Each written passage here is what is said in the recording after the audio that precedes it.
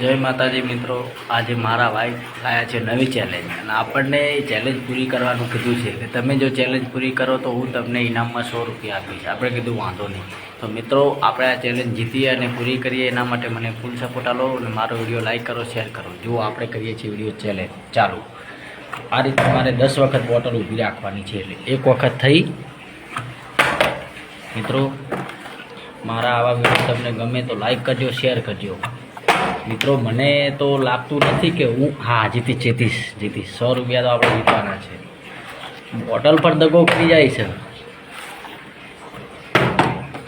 તો મિત્રો, જો તમને પણ બોટલ ઊભી થઈ મિત્રો, તમને પણ જો બોટલ ઊભી રાખવાનો નવો કોઈ આઈડિયા હોય તો મને કોમેન્ટ કરી જરૂર જણાવજો.